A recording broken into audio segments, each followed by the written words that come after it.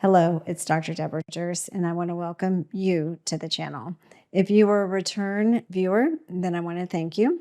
And if you're new to the channel, then I hope you enjoy the wellness and sexual wellness topics that we discuss here. Little history about me is I'm a double board certified physician, did ER medicine for greater than 20 years, and now I have a wellness and regenerative medicine practice. If you're on a journey to having better overall comprehensive wellness, and maybe even in non-traditional ways, then this is the right podcast for you. So please like and subscribe and enjoy the videos.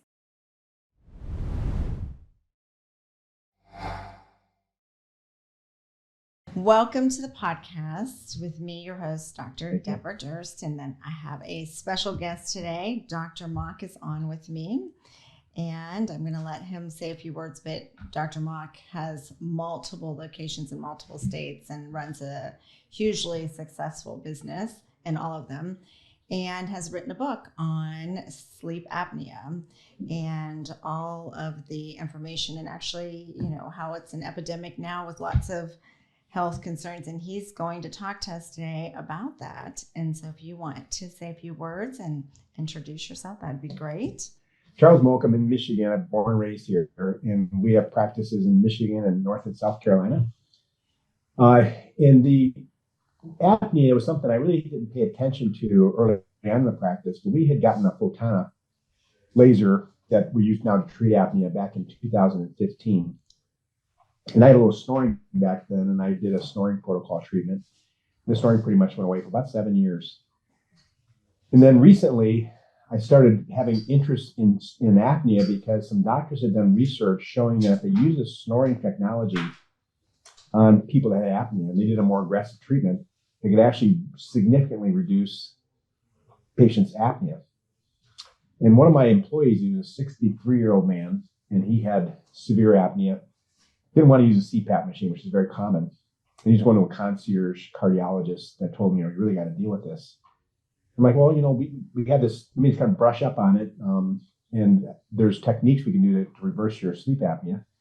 So I read the literature again, modified our protocols, and we treated them. And his sleep apnea went from severe to clinically insignificant.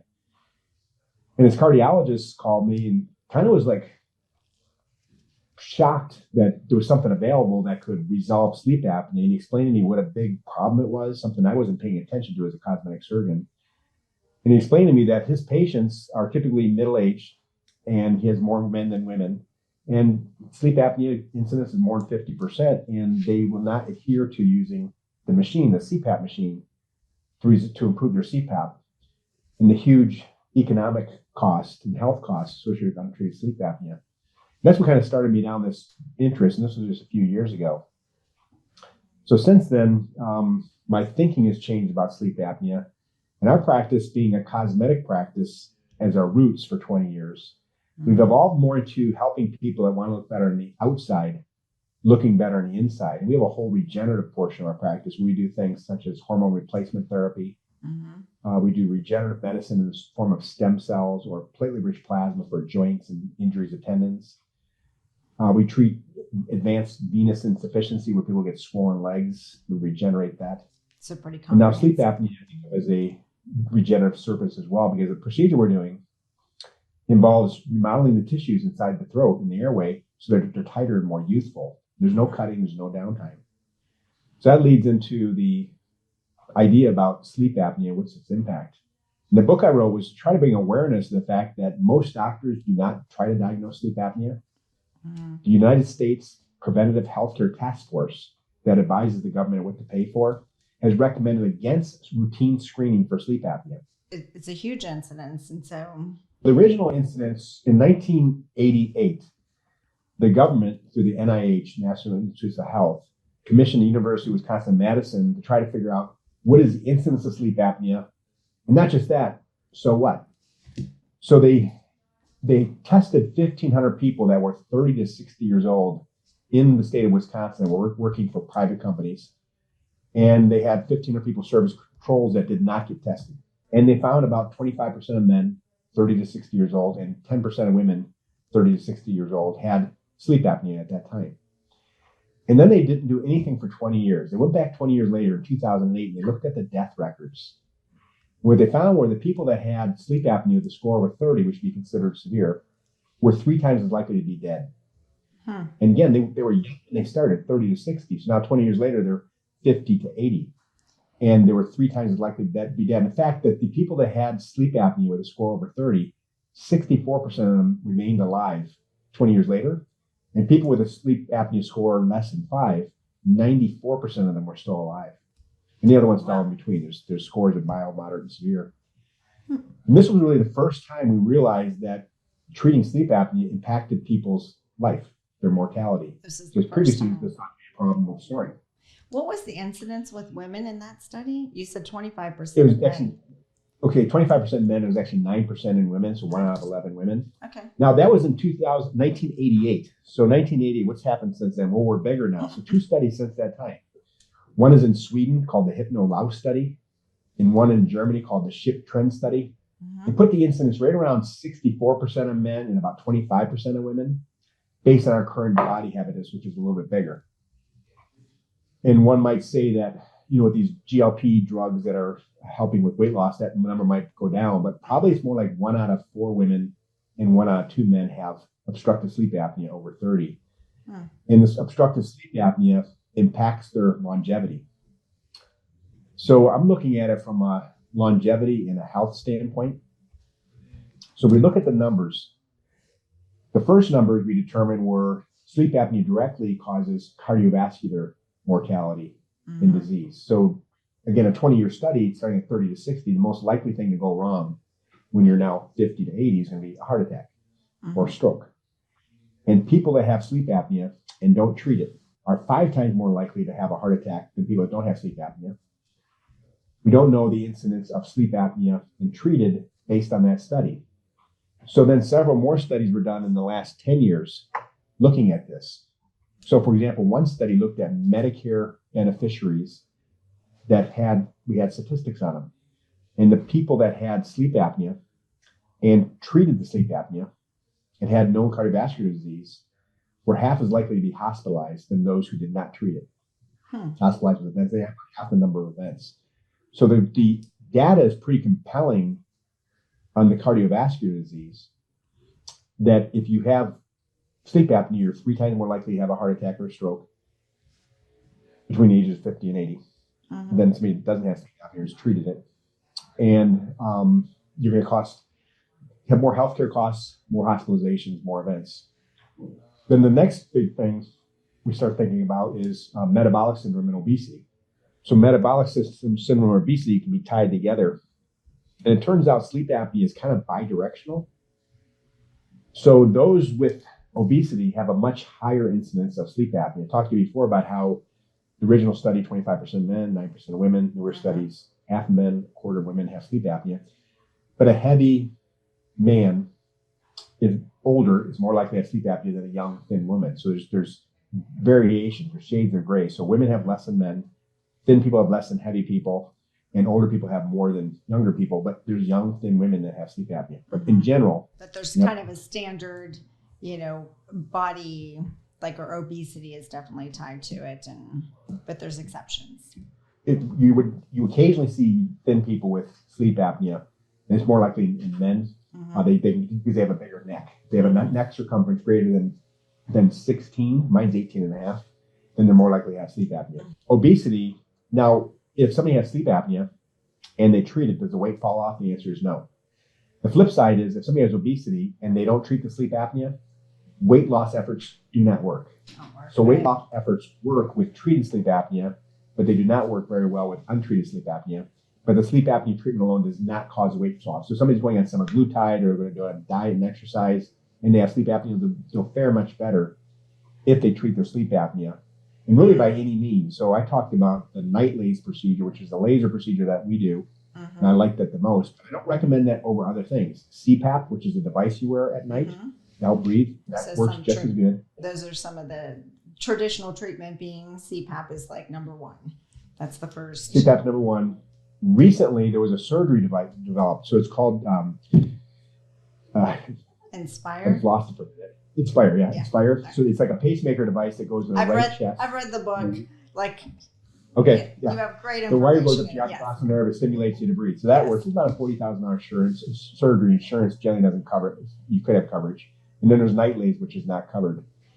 So obesity leads to more sleep apnea. Sleep apnea prevents weight loss, so we should think about that. And our patients are overweight. So when we're prescribing semaglutide, we're doing a sleep study. The sleep study used to be complicated, where you would go to a lab and they'd hook you to wires and somebody would be watching you sleep. But now there's wearable devices that are FDA approved, they're covered by insurance, that you put a wristwatch on, there's a little sensor goes on your finger and a little sensor in your chest, and hooks up to your phone, and you go to sleep, and in the morning you hit a button, and it goes immediately to your doctor. And that's what we use. It's called a Watch PAT.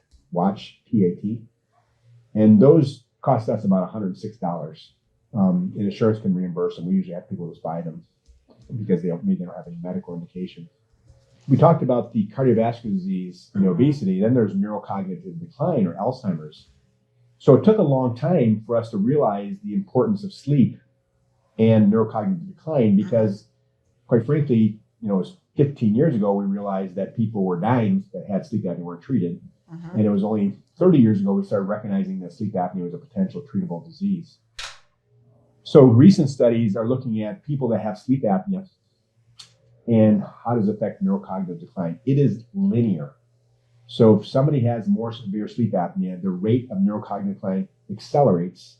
And on average, people that have untreated sleep apnea that are going to get Alzheimer's get it 10 years sooner than those that treat their sleep apnea. Additionally, people that have mild neurocognitive decline or even changes on the brain MRI without symptoms can be reversed if they also have sleep apnea by treating their sleep apnea. So currently we can do MRI and predict who's going to get Alzheimer's about a decade in advance. We could also impact that and start working on reversing that. And it's not just purely sleep apnea. They might have a ApoE gene that's harmful. There's things they can do in their lifestyle to control that. But sleep is a huge component of brain health. Our brain needs to have deep sleep in order to kind of clean itself out. You've done some studies, again, of that decline with age, so many different things. If somebody's comprehensively treating sleep apnea, alcohol, hormones, with that brain volume, there's been a lot more metabolic studies of the brain, with. Yeah, it seems they have, if you look at what's the common denominator, so the brain has what's called a lymphatic system, kind of like a lymphatic system, and it drains out these amyloid and tau proteins at night into our plasma, which we're not good at getting rid of those. And our plasma, at least it's not in the brain anymore. And it only occurs during deep sleep and maybe to some degree during REM sleep. And we look at people who have disrupted sleep from sleep apnea or other reasons such as alcohol or obesity. Their deep sleep is the thing that your brain sacrifices first. And the REM sleep is usually pretty consistent, and light sleep is pretty consistent. So if somebody thinks they're sleeping well, but we measure them, they might be only getting 4% of the time with deep sleep. But their brain can't clean itself out in those few minutes a night. So when we do the sleep studies, it tells us how much time they spend. Even I'm wearing an Oura ring, O-U-R-A ring, and it tells me my deep sleep, my REM sleep. And I want to make sure my deep sleep is at least an hour a night. Otherwise, my brain is not fixing itself. So we have memory things that happen during deep sleep, but we also have the brain, basically cleaning itself up. Recovery during deep sleep. And so you're wearing, you have a wearable device that kind of tells you, do you recommend that for patients too? I do. So the Oura ring is about $300. And it's pretty accurate. It's not cumbersome. I have an 8 sleep bed. So it's a mattress cover that has cooling temperature through it. Oh, yeah. And I found that to improve my deep sleep. And it also gives me a number of my deep and REM sleep, which matches to my Oura ring. So they're pretty consistent. That's awesome. That's on my list. I want an 8 sleep mattress. It's a cover, yeah, right? Those are nice. So I think both Joe Rogan and Peter Tia have discount codes. I paid full price for mine, but then I've heard that they have. Huberman too, because he talks about it as well. Yeah, so they all talk about it. Well, I was going to go back to, because we'll come to tracking sleep, but I feel like sleep apnea versus snoring, because a lot of patients have questions about that, right? Is all snoring sleep apnea? In the relationship. Yeah, it's a great question. So we can think of snoring as being sort of the canary in the coal mine for sleep apnea. Most people with snoring have sleep apnea. Sleep apnea can occur in the absence of snoring, but it's not too common. Snoring can be very quiet, like 30 decibels. Your partner might not recognize that you're snoring. So some people say, I don't snore. We have them use, there's an app called the Snore Lab that you can put on your iPhone, and sleep by yourself, and it'll tell you how much of the night you're snoring. And that correlates pretty closely with sleep apnea.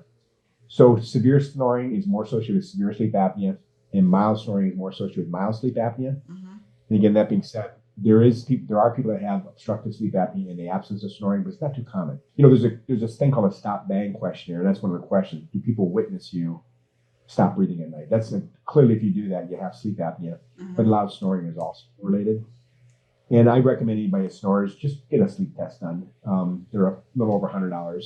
And even the Oura Ring will tell you if you have sleep apnea. It can't give you a score because the FDA wouldn't allow it, but it gives you these little crosshatches, and you can tell if you're having sleep apneic episodes. I noticed that if I drink alcohol at night, I do have a little tiny bit of apnea, but if I don't, I don't have any.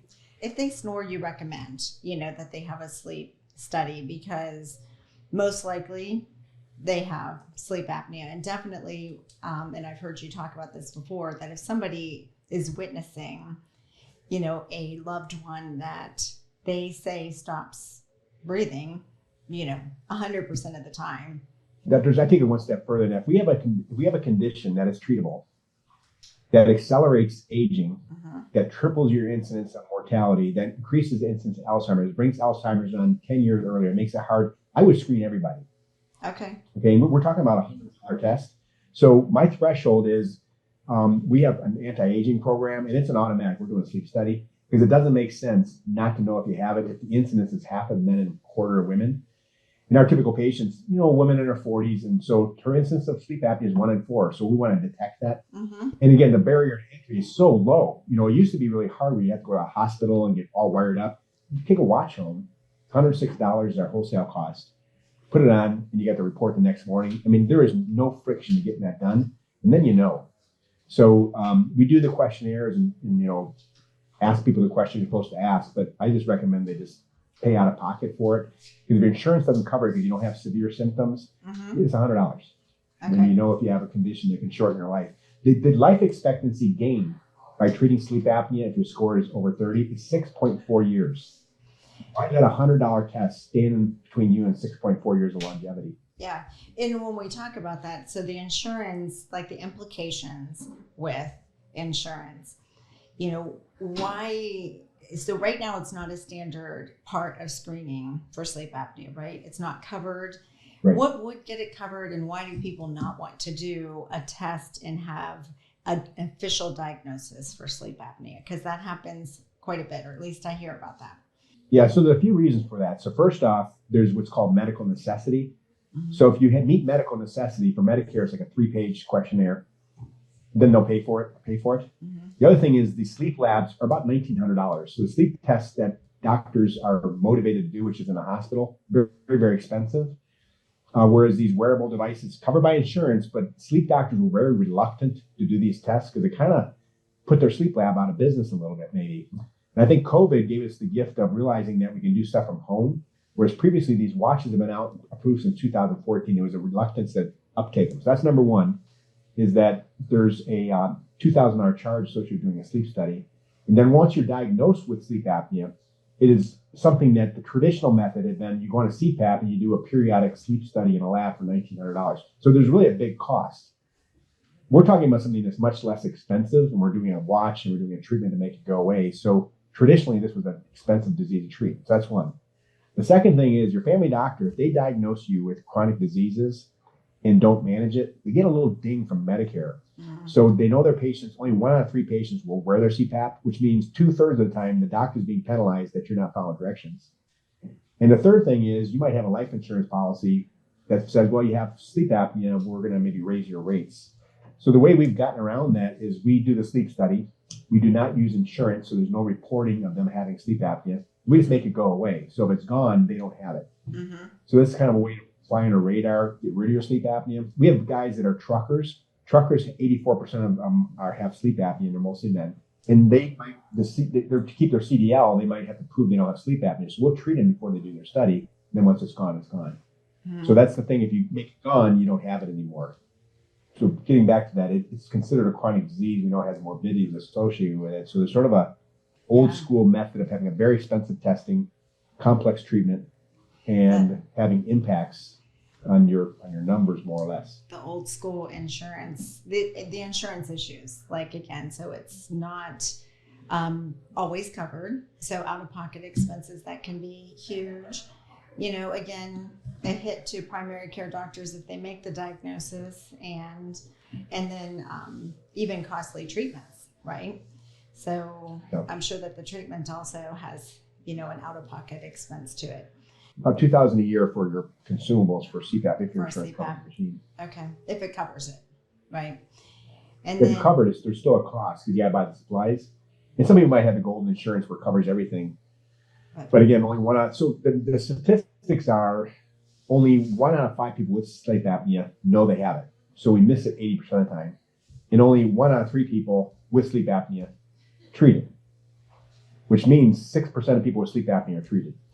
And I wonder if that, and then of those, 6% or, 1 out of 3 that are treated, do they stay on treatment? I wonder how many of those actually continue treatment. Do we know? Yeah, so the 1 out of 3 is considered that they're compliant. Compliance is measured by using it 4 nights a week, 4 hours a night for over a period of years. So that is like, it's a low bar for compliance.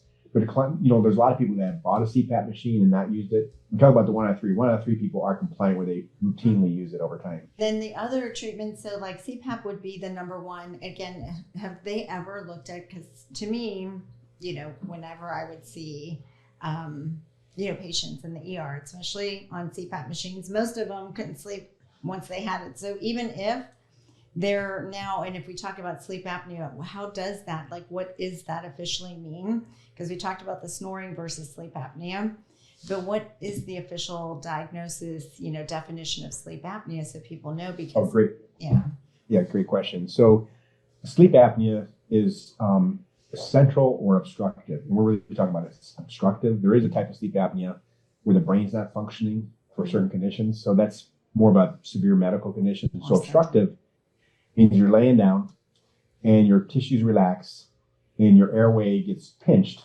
and you either underbreathe, called hypopnea, or stop breathing, apnea, for 10 seconds with a drop in your oxygen count of 3%. So again, you stop breathing or underbreathe for 10 seconds and the oxygen drops 3%. So a normal oxygen concentration in our body is 96%, maybe drops down to 93 or 92. And the way it's measured is called a AHI, apnea hypopnea index, and it's a score. And the machines or the sleep lab or the watch tell you how many times you had a 10-second pause of breathing or underbreathe and your oxygen count. And the score goes like this. Under 5 is considered normal. If we do 5 times an hour, we stop breathing for 10 seconds, that's considered normal. 5 to 15 is mild, which is generally considered clinically insignificant if you do not have other chronic diseases such as heart disease or something else. Mm-hmm. Then 15 to 30 is moderate, and over 30 is severe. So over 30 means every 2 minutes you stop breathing or underbreathe for 10 seconds. We've seen people scores 60, which means every minute they stop breathing. And those, as it gets over 30, the risk of death in cardiovascular disease and neurocognitive failure go up dramatically.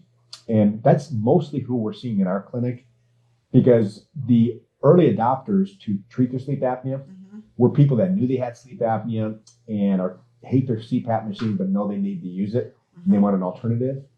The second phase of people adopting this were people that want to live longer, and they'll test themselves and pay out of pocket $100 to see if they have sleep apnea, and then do this for wellness so they can preserve the brain.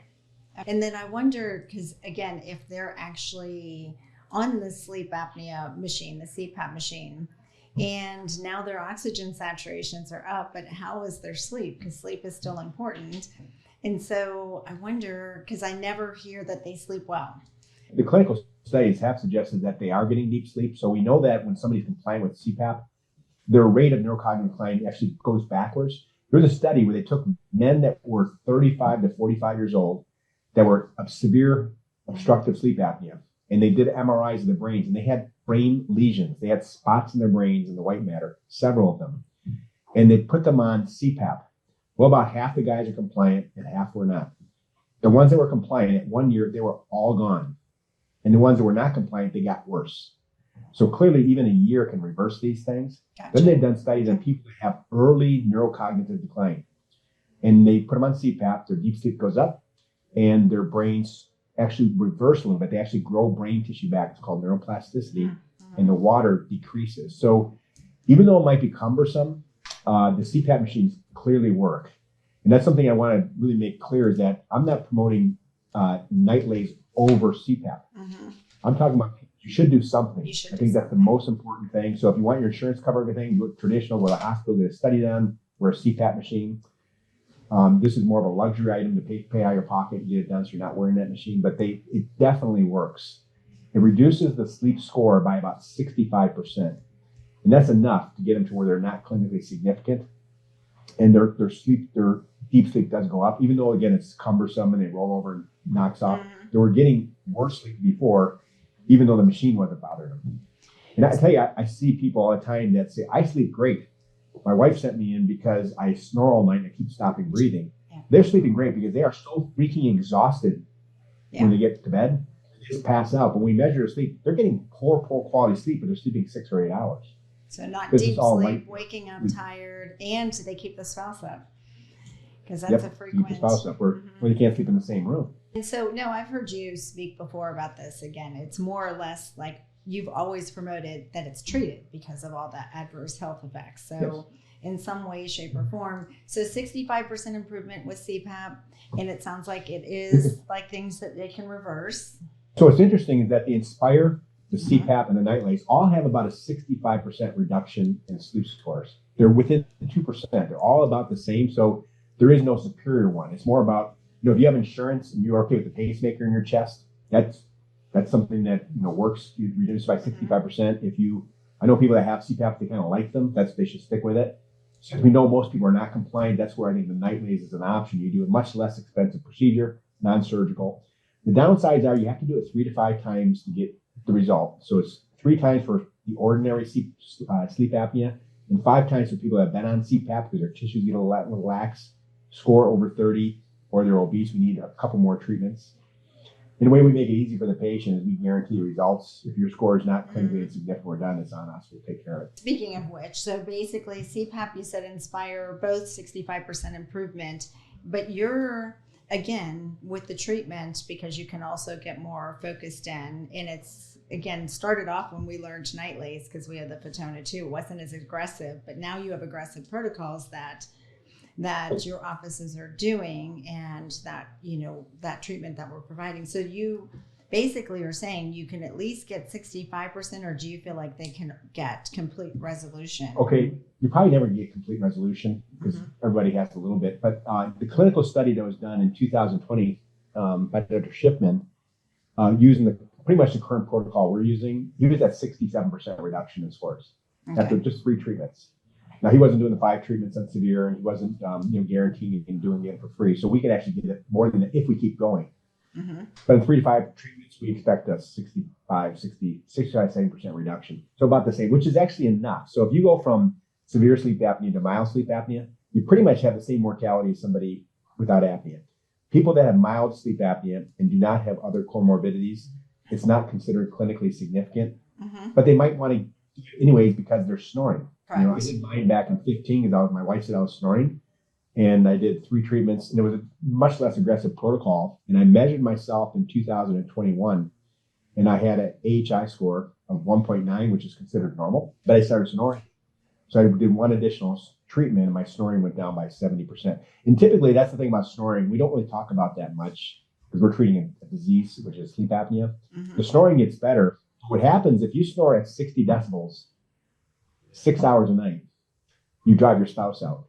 And if you snore at 60 decibels, 30 minutes a night, you're way better, but you still drive your spouse out of bed. So we don't say we're going to get snoring, we say we're going to cut it down. Okay. We're going to make you snore less. Yeah. You get kicked less out better, but you still drive your house. And we're going to keep you together. Like you guys can actually sleep in the same room, which is huge because actually it's a lot of times the spouse that sends patients into us for the treatments. That when they hear you. And that's in our practice, we have mostly females as our base business for cosmetic, and we're treating their spouses. they're aware of it and what they're. It does help relationships, obviously, sleeping in the same room. So when we're talking, we'll also put a couple clips of the actual treatment because we have some, and then you have some images also in the book, so we can put that up there with the podcast, so that if people are watching the video, they can see what the treatment. Because again, if you want to talk a little bit about it, it's painless. There's no downtime. It's an in-office treatment and non-surgical. And so if you want to talk a little bit about just how easy it is. We call it the 360. We're going all the way around the airway. So the areas we treat are the back of the throat. You see that little thing hanging down? It's called the uvula, and there's the tonsils on the side. Mm-hmm. We shrink that tissue. We treat the base of the tongue, the back of the tongue on top to bring the tongue forward. And then we treat underneath the tongue to pull the tongue forward. So what we're doing is pulling the tongue forward and shrinking the tissues behind. We're using 2 wavelengths of laser. So one laser is heating it up so this hyaluronic acid in the tissue melts, turns liquidy. And we're using a secondary laser to pin it in place. And it's what's called non-ablative, means it's not removing or burning anything. It's just heating it up and altering the tissues. It's done with generally no anesthesia. Sometimes we spray a little numbing medicine in there. It gets a little hot, but most people tolerate it with no anesthesia. Mm-hmm. And it's like moderately uncomfortable. It takes about 30 minutes or so, but it's not painful. Then afterwards, people feel a little dry, but they can actually eat dinner that night. And that night, typically they're sleeping better, but the score doesn't go down right away. It takes about 2 months for the tissues to totally remodel, so we don't retest for about 2 months. We do typically 3 to 5 treatments, 2 to 3 weeks apart. And each time, the first person, when they first get it done, they notice they wake up and they just feel better. They felt like they breathe better during the night. Then the second time they do it, they're snoring a little bit less. Third time, they're sleeping a little bit longer. And then over the next 2 months, they continue to improve as the tissue's remodeled. The big question is, how long does it last? So there's been a handful of studies over the years looking at this procedure, both for sleep apnea and for snoring. Mm-hmm. Looks to be durable if the patient weight stays about the same for 3 to 5 years. Mm-hmm. And then typically after that, we don't study people past 3 to 5 years. So it's not good like 10-year studies, 20-year studies. Mm-hmm. And in my case, I did it in 15, and in 21, I started snoring a little bit more. Mm-hmm. So it was lasted for a long time, and I did one additional treatment. But I would say in general, you're looking at least a couple of years, probably a little bit longer. If your weight stays the same, maybe even longer than that. And then are you rescoring all your patients, obviously, to kind of get that objective number? 2 months out, we'll retest them with the watch pat.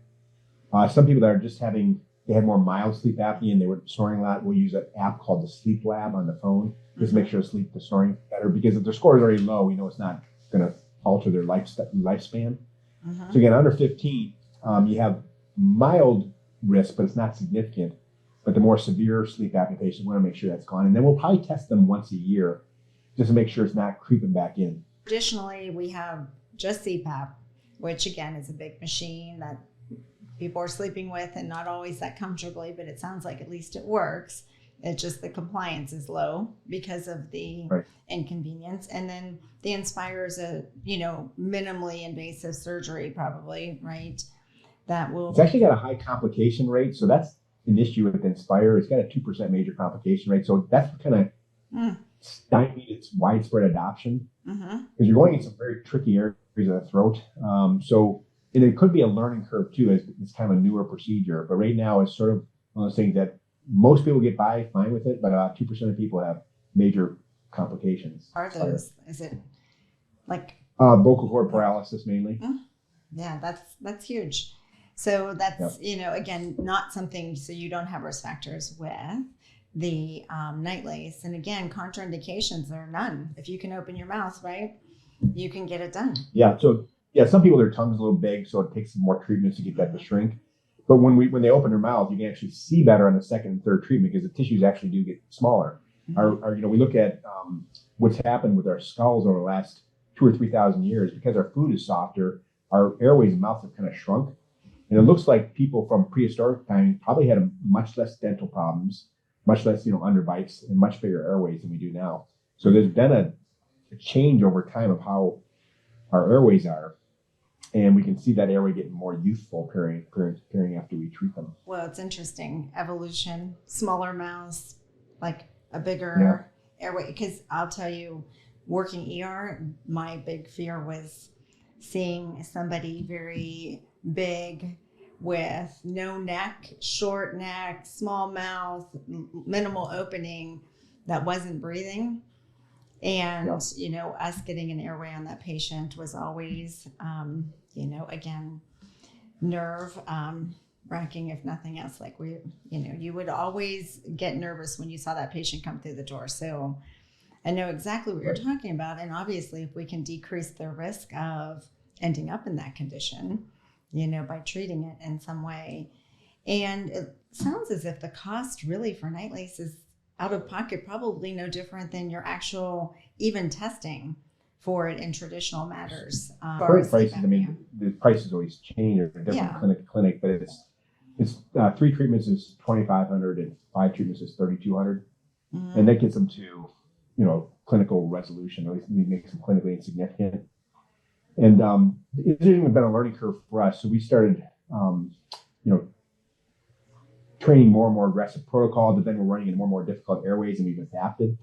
So now we're getting more consistent results. We guarantee it, so we got to treat them if they didn't get there, and we're seeing less, additional free treatments than we were, say, 2-3 years ago. With your guarantee, you're talking about you're going to at least get a rescore, and you're looking at least a 65% reduction from the start, correct? Yeah, something along that lines, or if the snoring should be a certain amount reduced. We want to see certain reduction, and we kind of want to make them clinically insignificant. Okay. So, yeah, with kind of a low bar for treating. It's like if they're paying for the treatment, and we're going to get them to the end point. If they have a difficult airway, it's kind of on us. We'll just take care of them. Yeah, no doubt. I just was making sure that, again, if they're still snoring just a little bit, that there's, you could probably go on indefinitely with that, but, a little snoring. Yeah, that's the thing is that we don't guarantee no snoring, because, if, people are going to snore, they drank too much or they sleep in the wrong position. So, and we're not really treating snoring, we're treating sleep apnea. It does reduce snoring. But again, if somebody snores loud 3 hours a night, we get them snoring loud 30 minutes a night, they're still snoring. So we don't ever promise they won't snore. But they do see a reduction in that. And just recapping that, there's a huge risk, morbidity wise, if somebody has sleep apnea. So it's significantly underdiagnosed. And you can, if I was to summarize, you can correct and chime in, but it's significantly underdiagnosed. It's expensive sometimes to diagnose, not standard for screening. It leads to lots of diseases. And if treated, you're significantly improving lifespan and decreasing your diseases and hospitalizations, your incident of disease, especially neuro, cardiovascular, and even obesity, and then hospitalizations related to those conditions, right? That's great. Now, just give you another one that's maybe a tangible number, is that Snyder Trucking, they're a big trucking company. And in 2007, they started thinking, we should probably check these guys. They're driving these 50,000-pound killing machines. And they have a high incidence of fatal accidents when there's an accident occurred.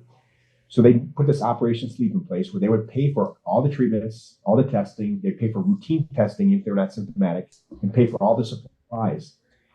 And they found that by doing this, they reduced their fatal accidents that were caused by driver error, which is falling asleep, by 70%. Wow.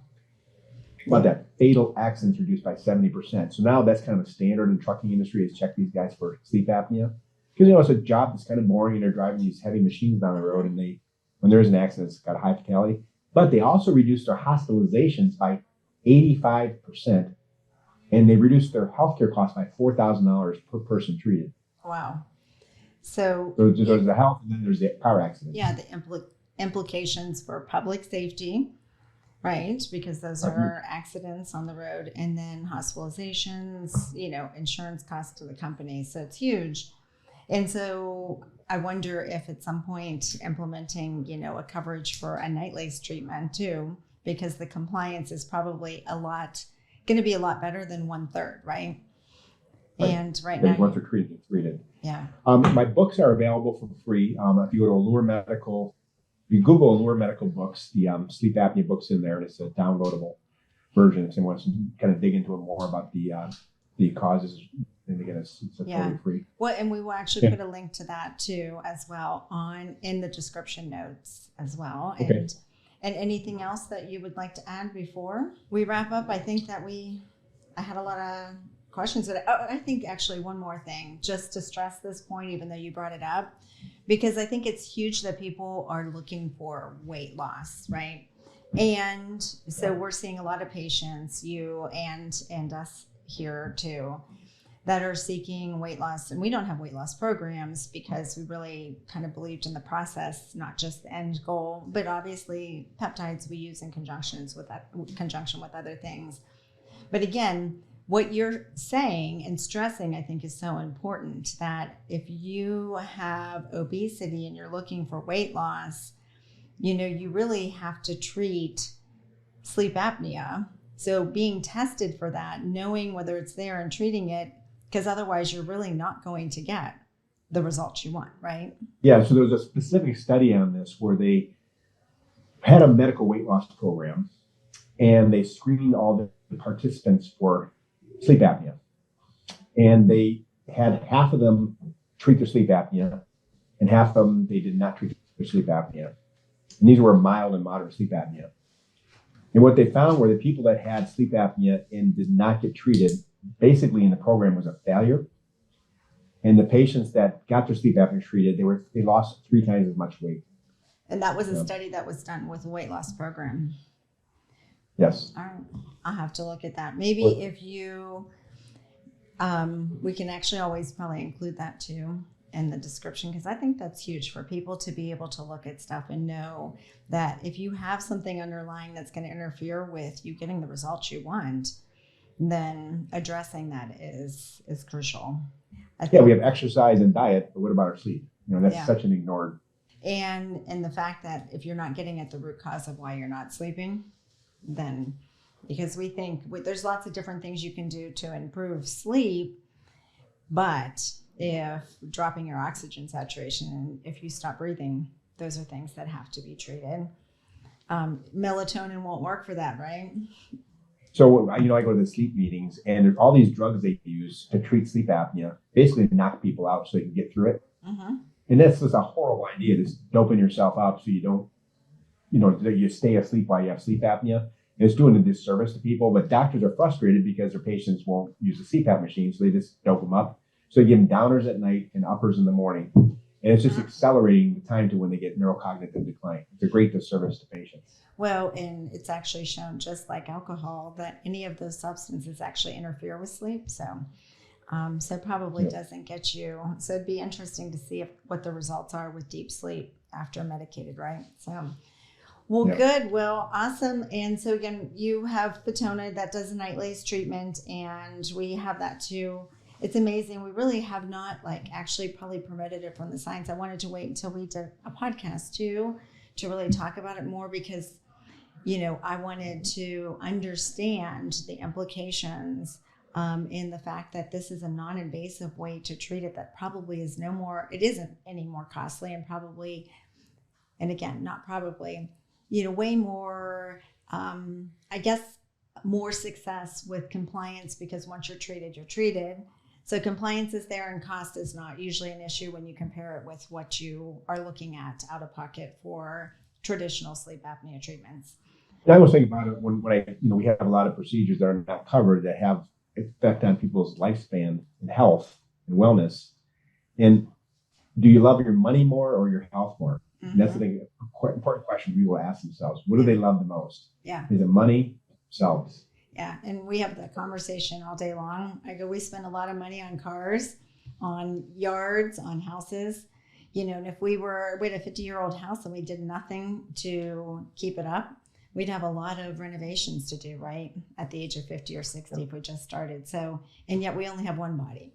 So I agree with you. We need to change the perspective on how important taking care of ourselves is. Well, it was nice talking with you again. I am sure that I will see you soon at maybe one of the Fatona conferences. That was awesome in Dallas. They do a great job of educating and getting people together for networking. They really know how to put on a party too, don't they? They sure do. I know. It's awesome. So, well, thank you so much for being with us. And again, Dr. Mock, and he wrote, and it's Sleep Apnea, the 21st Century Epidemic, and we're going to put a link in the description. So thank you for being on today and sharing all your knowledge about this. And you